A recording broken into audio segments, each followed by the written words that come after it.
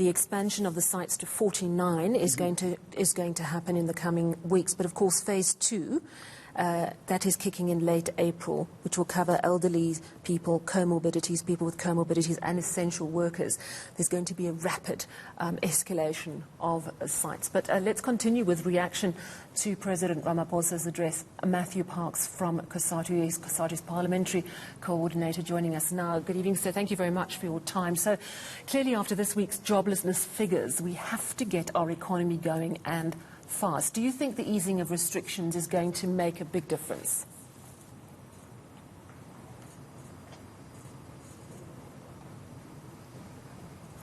Mr. Parks, can you hear us? Sorry, yes, I can hear you now. Sorry, just repeat the question again. I didn't hear all of it. Sure, no problem. I was just asking, with the relaxation of restrictions, we're now in level 1. Do you think it's going to make a difference, bearing in mind we have such a massive joblessness problem? Look, I mean, we've always supported any measure to allow the economy to reopen. We need the economy to be allowed to function with as few disruptions as possible. But I think we are concerned on several fronts. I think we are concerned about the lack of progress and speed with which we are vaccinating our people. I think, as a previous caller or speaker, the General Secretary of Cosatu Teachers Union had said, we need to move with much greater speed to roll out the vaccines. We can't afford not to make sure that we reach a 70% population immunity level during the course of this year. That's critical if we really want the economy to move. So I think for us that's a huge thing. But I think we're also quite concerned about the halting of economic and social relief measures to workers who remain under restriction, like the over 60s, the workers of comorbidities, workers in parts of the tourism and entertainment sectors. We need to give relief to those workers, be it from the UIF, etc.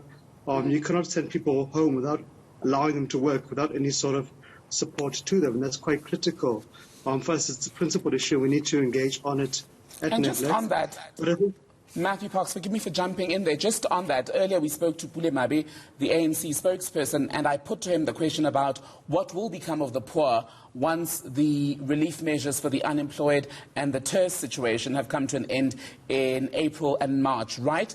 And he then rattled off the usual list of things that government says it's going to do to foster economic growth and create jobs. Many South Africans say, well, all of those have proven to be blunt objects, because even before COVID-19, our unemployment rate was rising at alarming levels. What pressure are you, as an alliance partner, putting on your partner, the ANC, to make sure that things actually change for real this time?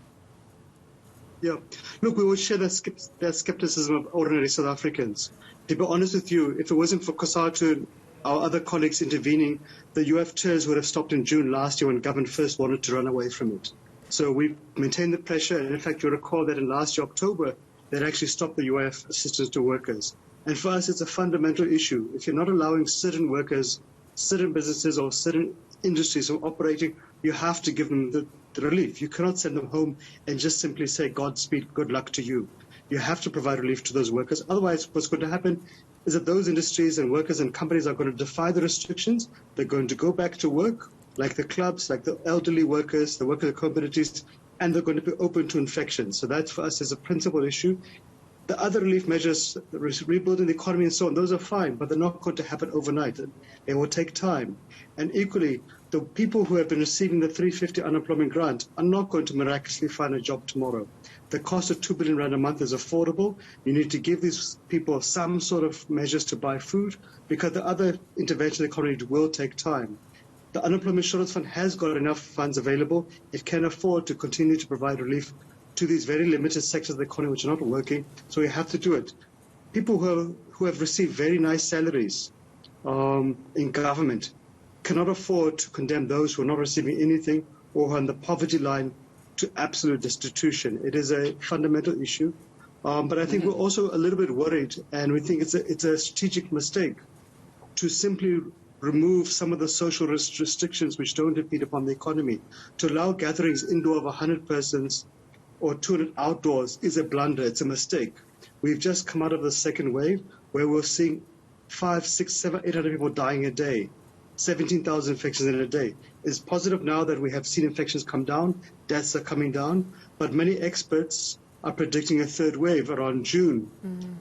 We think it's a mistake, and you can see right now our government really needs to focus on enforcement around shebeens, around bars, around people in the public not wearing masks.